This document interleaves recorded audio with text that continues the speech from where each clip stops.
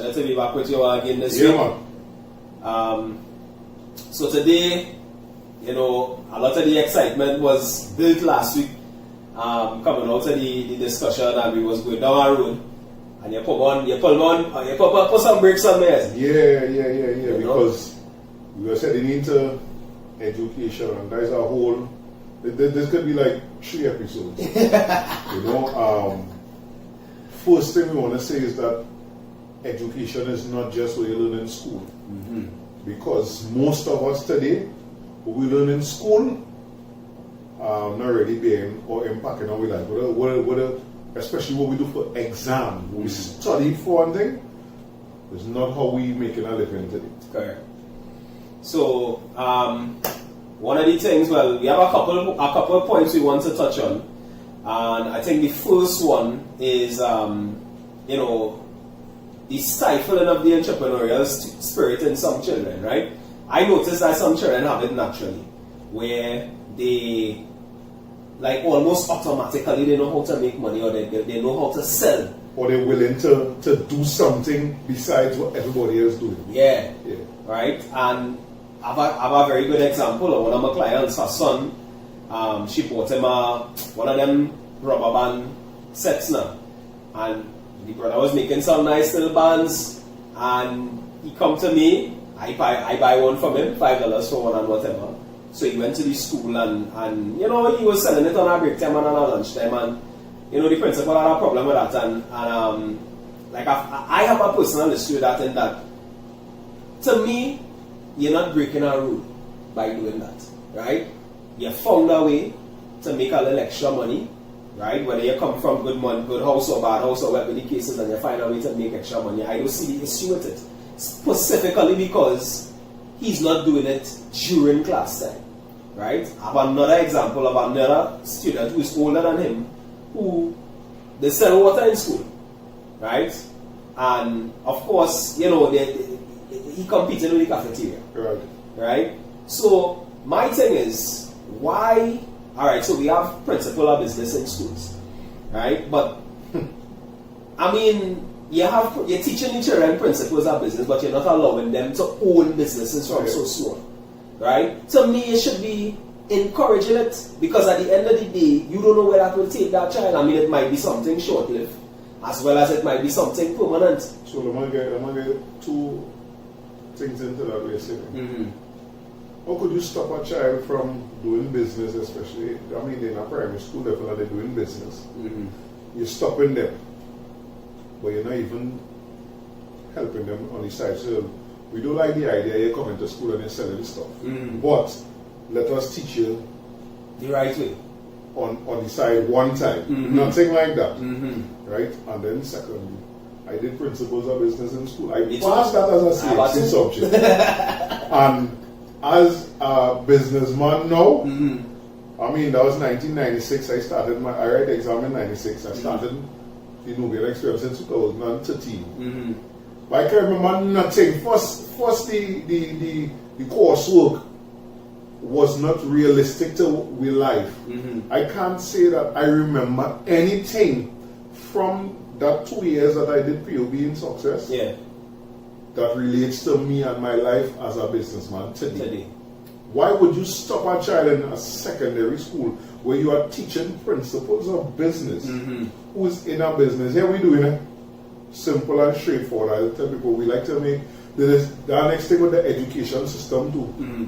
To keep you away from certain things, to make it sound like it's so grand, like it's going to take you 10 years to learn. A case of water is $5, so that's usually not.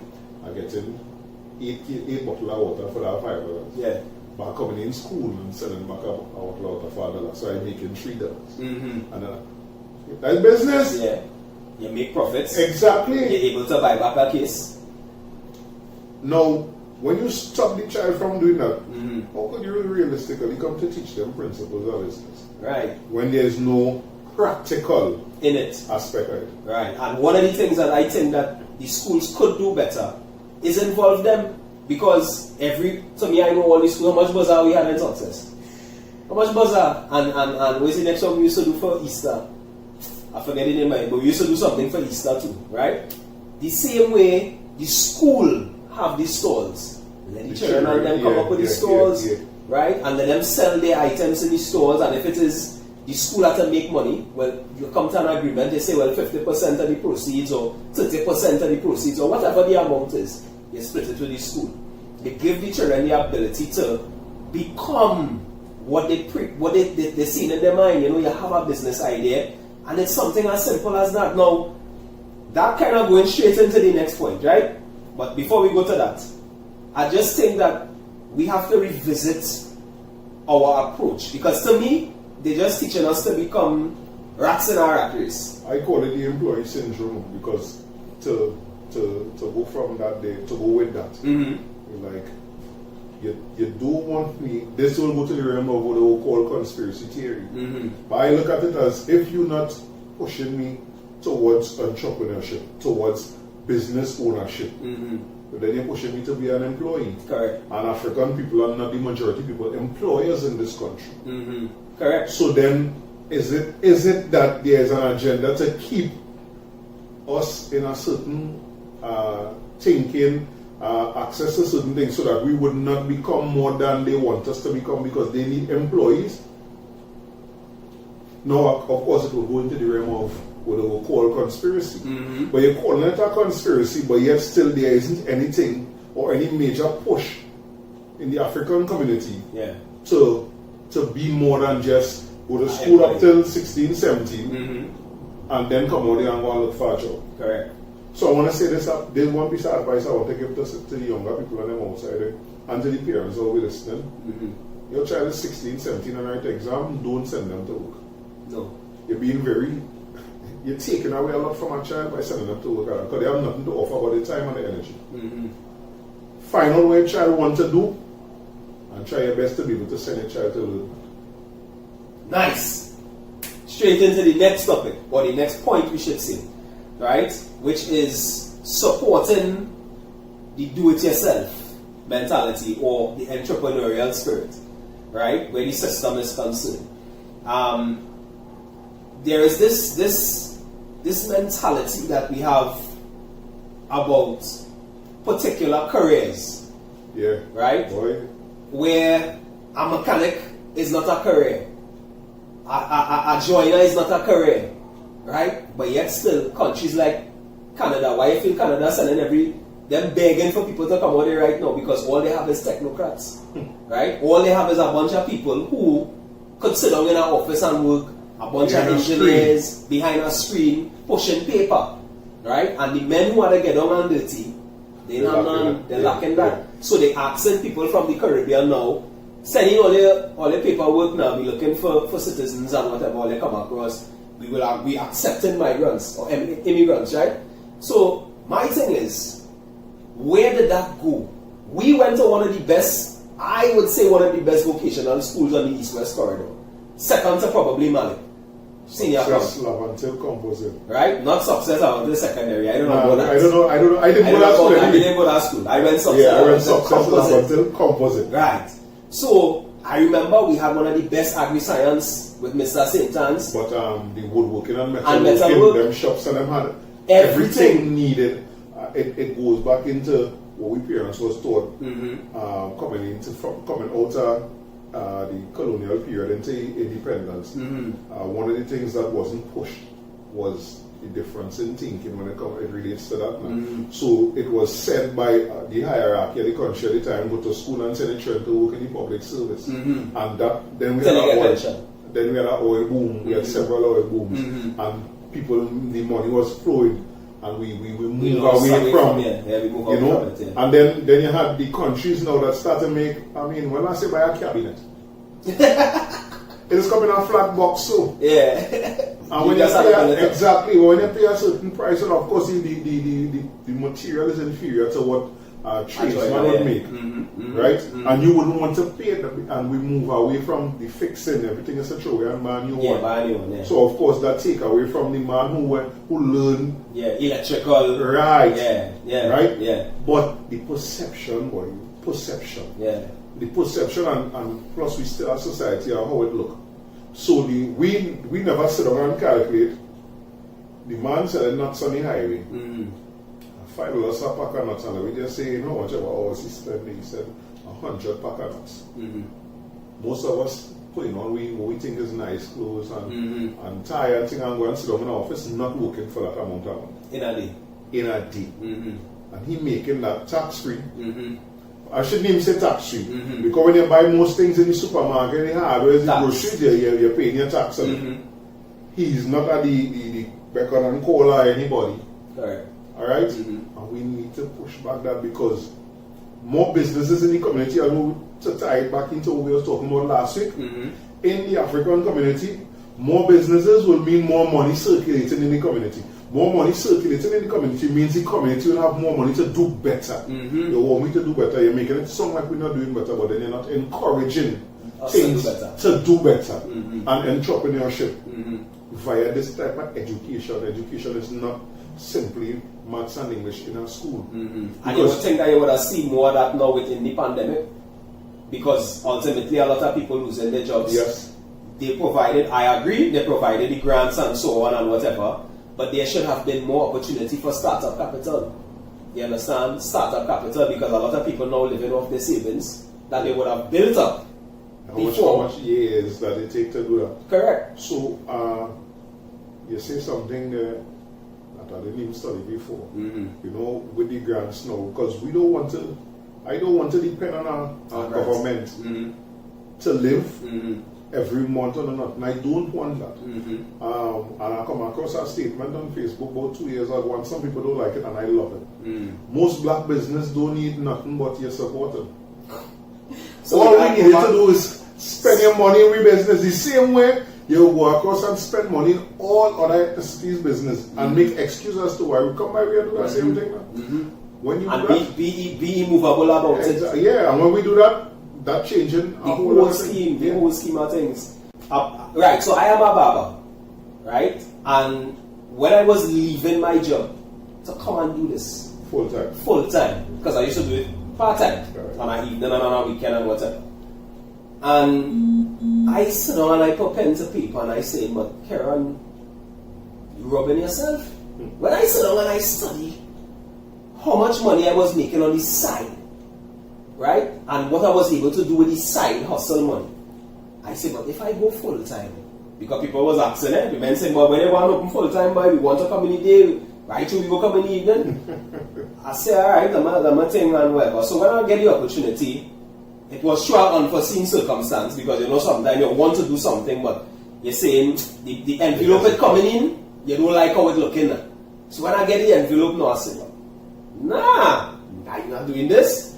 But then when I sit down and I think about it, I tell myself, I say, boy, you have a good opportunity here now to really put all your energy behind your business. And the real people in believe could not understand what it is I was going to do until they come and see it. You understand what I'm saying? And that's one of the things that I encourage. I started to teach barbering now. I teach in barbering with Madam Maraj Cosmetology School. I'm doing it on my own. And it is, now I'm saying this, and I don't want nobody to take it the wrong way, right? I have had 2 African students in all my classes. Everybody else has been East India, right? Nothing against that. But I'm simply saying that that's just to show the perception of, you know, and so why I wanted to add to that is our parents turn us away from being involved in certain businesses based on their perception, and they thought that it had no money in it. Because I mentioned the nuts, man. Yeah. But what's wrong with selling nuts? Nothing wrong with selling nuts. You're working for yourself and you're making money. Right? Look right out the road, they have A-guards. How much years? Look how much years that running. Yeah. Because of the need to supply all them people that sell nuts. Right? Barbers, electricians. You know what I mean? I never forget that story. A man tell me he went by a big shot house to change a security light. When he went up and checked it, and he tell the man $600. The man getting a big shot. So you encourage him. He said, well, if you can do it, do it, man. And the man tried to do it. You know why? Because this man come into your home, climb up on a ladder, spend a minute, tell the waiters wrong with it, spend a minute, and go back up and think and tell you $600. But that is the power you have when you learn something and you're good at it. You understand? Mm-hmm. You could do it like that. Mm-hmm. And they keep telling you, but most of us don't understand, don't understand it. Mm-hmm. When you're doing what you love, you'll never work at it in your life. Boy, hey, let me tell you something. all of you listening, especially younger people, it is the truth. Yeah. No matter how much hours you have to put behind it. Mm-hmm. I mean, I can take a whole episode or more just to talk about the trials and tribulations of trying to sell African and African-inspired clothing to African people in Trinidad and Tobago. I thought being a father what's that? would have been hard. but trying to sell African and African-inspired clothing to people that will tell you nonsense like I said Trinidadian, I not African. But I want to quote Dr. John Henry Clark. No Trinidadians can come up with slave ship when they come here. Only Africans come up with slave ship. But the perception is that because I making it, it's in good. And it make it right. And it make it right in Trinidad and Tobago. I'm just proud to say that I have some international customers, and when they get what Trinidadians just reject, they can't believe the quality coming from Trinidad and Tobago. You know? So perception is a detrimental thing when we're looking at. Don't just tell your child don't tell them, mommy, I went by Karen today to trim I talking to him and thing, and I feel I want to get into that bar and thing. Don't write it off just like that. Yeah. Why? Find out more, yeah. How? Where's the cost? How you sure you go make money? I mean, you will see wars and all kind of thing, but man and woman will always go and buy what to look nice, woman will always go to do their nails and things. Perception can't be what we're using as facts when it comes to things like entrepreneurship. The school system need to focus on that. Focus on this, because there are some children coming to school and it's not that they don't want to learn. They just don't have the capacity for that. They're not academic. And nothing is wrong with that child. No, nothing is wrong with that because that child could build the best chair you ever seen in your life, or build the best bed for you. Another thing, I learned something at 31 years when I was working digital.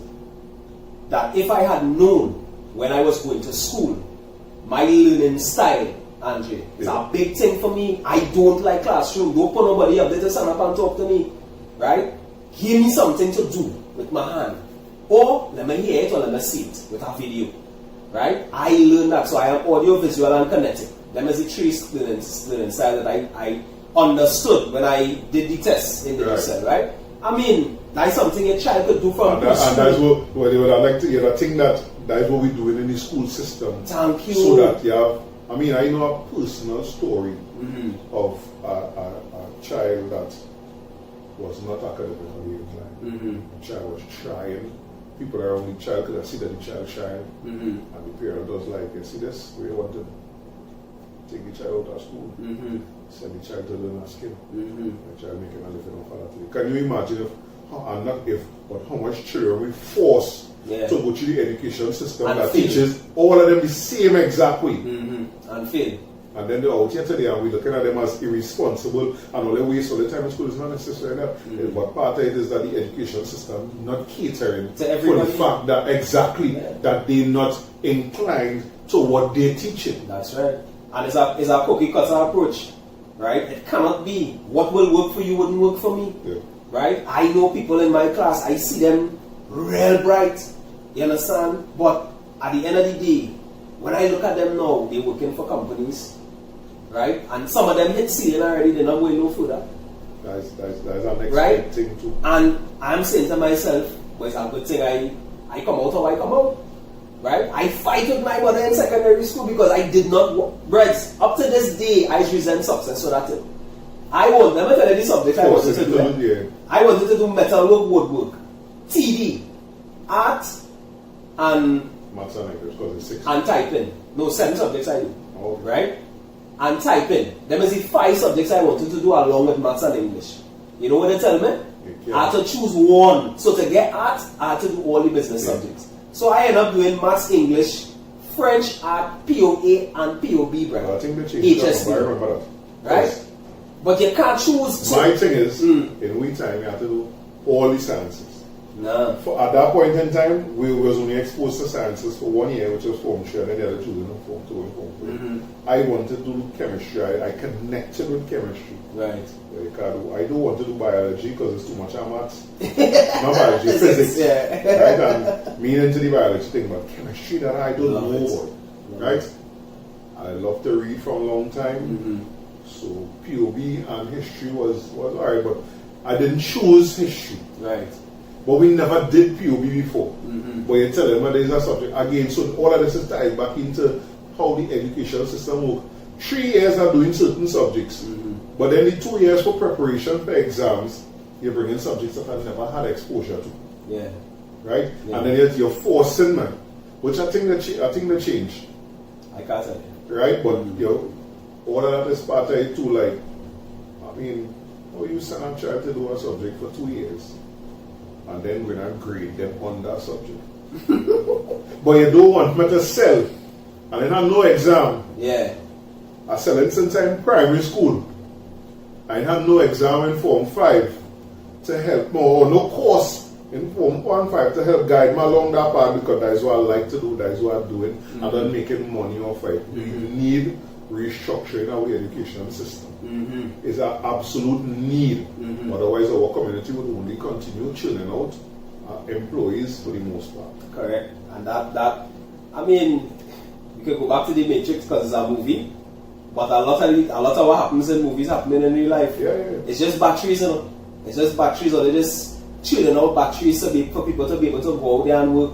And I mean, one of the things that really upset me, coming from being a student, coming from Success Lavington, was the downgrading of the school to a 0 to 30% school. I can't wrap my mind around that at all. I must say, because you again, perception, conspiracy. I went to Success Lavington. You went to Success Lavington. Our years were 1 year apart. I went to Success Lavington from 1991 to 1996. I want to say this for the nation to hear and for everybody. I wanted to pass to Success because some of the cool bigger fellas around where I went primary school was going to Success. When I heard I passed to Success Lavington, I run out of my school, my primary school, right? And then when I went, I realized as an adult, going back in now and living, Success was very clean. Very, very clean. Right? Who used to keep it clean? Not we? Well, the students at that party, but you had to shout out to the MTS workers at the time, because they took their job very seriously. Right? Success had a welcoming kind of vibe. The way the place was laid out, and all the open air in the classroom. I went into Success last year, 2019, and it's bricks up to a certain thing. It's a set of mesh wire. That is not conducive to learning. It is absolutely not conducive to learning. You feel like you're in a cage. School nasty. They called me to talk to some students. I was honored. When I was speaking to some students on this side, and I said, what is one of the things that they like to see happening in Success immediately? And you know they tell me? Well, the school ain't clean, the school is nasty. But I make sure I tell them, part of the cleaning of the school and the maintenance is on you. Yes, correct. Because a marker will pick up itself and go and mark up, I was here. You know? Right. Part of that is maintenance. But it's children. We claim to understand the mentality, where they're from, how that impacts how they react, and they get told. Breads, you're supposed to be willing to pay in that school how much ever time and put sanctions on classes. Because if I in this class here, the sanction and the school pays the class, the sanction should be, of course, parents will have to be involved. That's a whole other topic. Parents not supporting what people trying to do to better their own children. Yes. But it can be you pay in the class paid Saturday and Monday, lunchtime when they come back in the class with that graffiti, the class have to pay for it. Because of course they go and ball, I'm not snitching, I'm not telling them. Okay, alright. Or they could do it like how we used to do it. Remember Miss Applewhite? I used to have to go back to class every vacation and paint, right? And paint my class. That's what I just said. That's a whole other topic where you gotta get parents involved because You couldn't say you're not going and paying the class, your mother not tolerating, and I know my mother wasn't tolerating. So if they say, which was the one time Mr. Batiste, rest in peace, Mr. Batiste said we had to pay in the class. We had to go and pay in the class, and we enjoyed it. Of course, because we used to make fun out of it. Right? But the children also have to be involved. All these things the educational system and the educational sector have to do. They have to get the children involved, because you can't come and make decisions that will be affecting these children's life, and they have absolutely no say in it. You perform and function better when you feel you are saying something. Of course. Because it then belongs to you. Exactly. It belongs, which is why we have that sense of belonging to this day about success. Yeah. You understand? And I mean, like you, I passed with success, and I was good. I was probably, it's 3 of us from Trinity Junior passed with success. And when I sit down and I study, but wait now, success right there. And I travel to school, boy, I gone. Well, I was pleased. I wanted to go success because it's far from home. That for me it was close. My mother was always involved in PT in my primary school, and I just I couldn't, but so what are we saying with as it pertains to the educational sector? Reform is needed. There's no pussyfooting. You can't pussyfoot around this constitution, and you cannot not involve the stakeholders, and the biggest stakeholders in the educational system. When we talk about primary school, secondary school, ECCD, learning center, is the children, right? Especially at the secondary school level, where we're losing them completely. You know, because I mean, I was exposed to so much of things in school that I was never exposed to at home. I give thanks that my parents and them guided me a certain way. That I didn't follow it. But that's not the case with a lot of students today. The children have to be involved with reform, and reform must contain the skills to be an entrepreneur and ideas on entrepreneurship, as well as if the children has ideas on things, you must be able to make up something to teach one time. Not everything is to be structured, because as you're saying, we all learn differently. So 10 children want to do entrepreneurship. 2 of them have an idea about something. Is it that they can't do the course, or they just have to start actually the course, just like with maths and English, because you have it structured a certain way? We have to. And if we don't, to me, Orisha Lashe, it is proof that the system only wants employees. And that is my say on that for now. So, before we close, I mean, one of the things that we wanted to discuss as well was the government's involvement in terms of encouraging. I personally feel that we should have more.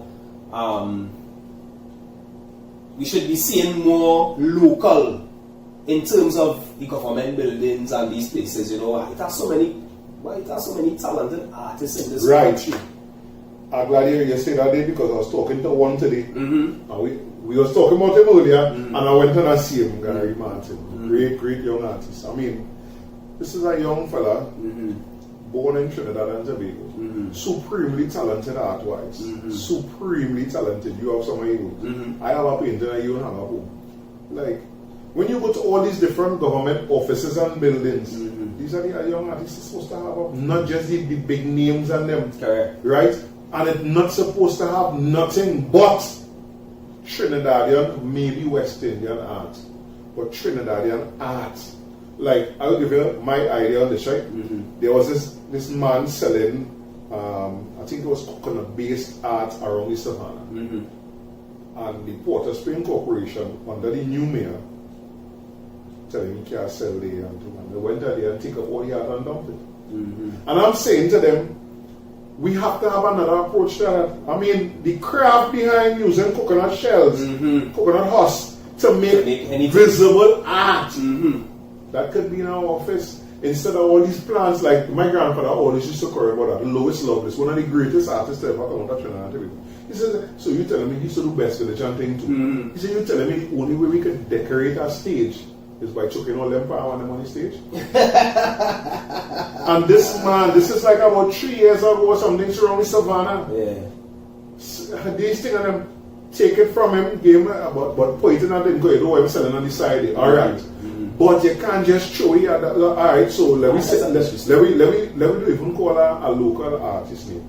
Let me call one of the so-called greats like Picasso, right? You could see Picasso painting somewhere where they say it's not, he's not supposed to paint, and they're taking his paintings and throwing it in a dump, boy. Never. We have no respect for local art, but we also have to. We can bring it. I mean, all these government. We have a lot of government offices. Some of them is 10 stories and 15 stories high. That's a lot. That you know much artists. You know much art. One piece. Yeah. I mean, and I inspiration to know that. You know, if you ever go in a licensing office, it's about one of our paintings. Yeah. The second teller behind it. Yeah. Come on, that's inspiration. Yeah. And I grew up next to one of the greatest artists in this country too, Mr. Anthony Timothy. This man has a line from the coup. I'm talking about while the place is burning. He was there painting. Wow. Right? And he have it, and he proposed it to the parliament, he proposed it to this one, he proposed it to that one, and they never take it. Right? Now, I am saying, you don't have to take the whole thing, but something as important as the coup. Now, some people say that the memory of it, they don't want to see that all the time, but it is reality, it's part of our history. Right? It is so funny that they wouldn't want to see that, but they could watch slave movies, and there are no problem with the people who went through other things besides African people. Remembering, and only when it comes to us, all of that is tied into the selfie, which is something else. But all of that is tied in. Yeah. So, I mean, I really hope that, this video falls on the eyes and the ears of people who could help make a change in terms of the community. Because, I mean, Andrea and I are just two people, right? But they say the people who are crazy enough to think they can change the world are usually the ones who do, right? So we decided that through the Afroview we will try to touch on topics that, for want of a better word, will be able to reach the people. We will say what people want to say or are afraid to say in a forum that is, I would say, it's safe. But we're putting it out into the public because we want to see the change. We have children coming up. I have 4. Andrea, how much you have? 3 children. You have 4, right? So you see, so you're talking about we want to have hope in the system. We want to be able to say, I am okay sending my child to school. It shouldn't be, do I really need to send my child to school because they're going to do the same things that I went through? And you're looking at your children and you're trying to understand their learning abilities and how they learn and whatever. And you want to be able to, put your hand on their strengths, and mold them and push them in the direction that they really want to go, versus sending them to school for 5 years and forcing them to do things that they don't want to do. Touch on something that is we still in 2020 are the idea of good school and bad school. Oh God. So imagine you preparing your child for common entrance, whether it's called SC or whatever they call it. Yeah. And your child had the added pressure of doing good in the exam, but also the added pressure of passing for a good school. Our educational system never level the playing field. I have a problem with that. I have a problem with that. Because here the kind of things, perception again, that is add to that, right? When you look at the people in certain positions in society, and they're always talking about the schools and things, you would only hear a certain type of school called. Right? That's why everywhere I go, especially when we talk African history, and I want to know where you learn all that thing, I tell them I have a secondary school education from success level until composite. Right? Because we still have this thing that we have prestige school. Imagine that by 2020 we claim to be of better intelligence than 50 years ago. And 50 years ago, the prestige school that was the prestige school is still the prestige school. And we hardly have any new schools that you would consider prestige. And none of the schools that you was considering not prestige, and none of them are up to a level where you can say, well, yeah, it's better now I'll send my child. Imagine that you as a parent to worry, cool if my child passes out of school, but we sending that child. In 2020, we still have that. We have to eradicate them things, and then if we're serious about educational reform, all schools supposed to have the exact same thing. All. So, we could go on and on again about this topic, but I mean, it's already difficult trying to keep the things that we want to say in a short enough time frame that people will want to sit down and look at it. But this topic is a very big topic. It's a very big topic, and I think that there's so much to be done still. But again, we doing our part. I doing my part from behind the barber chair, trying to encourage the young ones from all who go into school and everything to start thinking about their futures. Don't just feel that books is it. You understand? Look at me. I am a barber. I have a successful business. I have a family. I own my own home. I own my own vehicle. You understand what I'm saying? And I'm not saying that to boast, but I'm simply saying that it is possible. It is possible. It is possible. From doing something that a lot of people still in 2020 will tell you, without knowing again perception. So that is not a boast. That is just to say and show what is the reality and what could be. Could be, correct. So, folks, you have any quotes? Drop a quote on them now. We hit them the river, I forget to Yeah. right? Yeah. When, I like this one too, a library burns down when an elder dies. We're not tapping in to the vast knowledge and via experience and learning that plenty of our elders have. We need to do that. Message. Reconnect with the elders. Yeah. Sit down and talk with them and think, oh, if you live with granny and grandpa, you know that I do that too. Pick their brains. Yeah. Pick their brains. Right, so we go to that one. Right, so folks, as we say, Next try is goodness, whatever we say. Right? Take it easy.